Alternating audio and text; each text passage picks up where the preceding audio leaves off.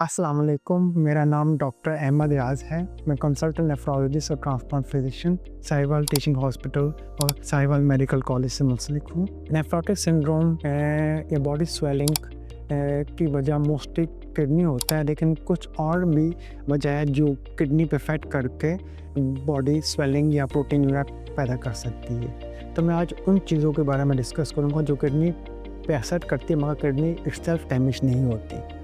इसमें सबसे कॉमन वजह हेपेटाइटिस है, chronic hepatitis, for example hepatitis C mostly, और हेपेटाइटिस बी। अगर जिस्म में बहुत ज़्यादा रहे और आपके जिस्म में वायरस रहे तो वो लीवर के साथ साथ गुर्दे को भी इन्फ्लेम कर सकता है, जिसकी वजह से गुर्दे में ख़ास किस्म की स्वेलिंग इन्फ्लेमेशन होती है, जिसे MPGN या मेमोरी पॉलीप्रोटिक ग्लोमेरुलोनेफ्राइटिस या C3 नेफ्रोपैथी भी कहते हैं। इसके अलावा HIV एड्स जिसे हम कहते हैं, ये इसके बारे में आजकल डिस्कस करूँ क्योंकि HIV हमारी पॉपुलेशन में बहुत बड़ा स्टिग्मा है, लेकिन हमने देखा है मेडिकल प्रैक्टिस में कि HIV पाकिस्तान में राइजिंग ट्रेंड में है और अक्सर पेशेंट डायलिसिस के या डायलिसिस के बगैर हमने जब उनके टेस्ट कराए तो उनमें HIV पॉजिटिव आए हैं। तो HIV पॉजिटिव के पेशेंट में भी अगर ट्रीटमेंट सही ना ले रहे हो, ट्रीटमेंट के साथ भी कभी कभी गुर्दे की इन्फ्लेमेशन हो जाती है, जिसे हम HIV इंड्यूस्ड नेफ्रोपैथी कहते हैं, HIV इंड्यूस्ड FSGS कहते हैं। इसकी वजह से भी प्रोटीनूरिया या गुर्दे की इन्फ्लेमेशन हो सकती है। इसके अलावा कुछ मेडिकेशन है, ख़ासतौर पर पेन किलर जिसे हम NSAIDs कहते हैं।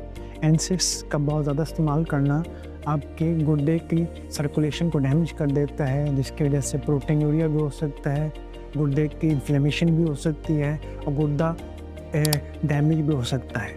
तो NSAIDs का बहुत ज़्यादा इस्तेमाल करने की वजह से भी गुर्दा इन्फ्लेम या डैमेज हो सकता है। इसके अलावा कुछ और दवाइयाँ है, जैसे एंटीबायोटिक्स है। एंटीबायोटिक्स का बहुत ज़्यादा इस्तेमाल करना, जैसे माइनोग्लाइकोसाइड्स है और कुछ एंटीबायोटिक है, वो भी अगर बहुत ज़्यादा इस्तेमाल करें तो उसकी वजह से भी गुर्दे की इन्फ्लेमेशन हो सकती है। इसके अलावा कैंसर की मेडिकेशन भी गुर्दे को इन्फ्लेम कर सकती है और गुर्दे को डैमेज कर सकती है। कैंसर इटसेल्फ भी गुर्दे को इन्फ्लेम्ड या डैमेज कर सकती है और ख़ास किस्म की प्रोटीनूरिया मेम्ब्रेनस नेफ्रोपैथी करा सकती है। इसके अलावा डायबिटीज़ तो एक बहुत बड़ी वजह है गुर्दे की इन्फ्लेमेशन, जिसकी वजह से डायबिटिक नेफ्रोपैथी हो सकती है। इसके अलावा कुछ ऑटोइम्यून डिजीज़ या कुछ जोड़ों का मसला जैसे रोमेटॉइड आर्थराइटिस या जोड़ों का गैंठिया भी गुर्दे को इटसेल्फ भी डैमेज कर सकता है, और गैंठिया के लिए इस्तेमाल की जाने वाली मेडिकेशन, चाहे वो एलोपैथी हो या नॉन एलोपैथी, वो दोनों गुर्दे को डैमेज कर सकती है। तो प्रोटीनूरिया की बहुत सी वजह हो सकती है, जिसमें गुर्दा इटसेल्फ भी कमज़ोर हो सकता है और बहुत से मुख्तलिफ़ किस्म के और मसले जैसे रोमेटॉइड आर्थराइटिस, गुर्दों के जोड़ों का मसला, इसके अलावा ऑटोइम्यून डिजीज़, कुछ मेडिकेशन और कुछ हेपेटाइटिस या वायरसेस भी गुर्दे को डैमेज कर सकती है। तो अगर आपको प्रोटीनूरिया हो रहा है और अगर आपको इनमें से कोई भी मसला है और आपके प्रोटीन या गुर्दे का फंक्शन डिरेंज होना शुरू हो गया, तो आपको चाहिए कि अपने नेफ्रोलॉजिस्ट या अपने फिजिशियन को चेक कराएं, ताकि बर वक्त आपका टेस्ट करा के और आपकी तशखीस की जाए और आपके गुर्दे को इन बीमारियों से बचाया जा सके।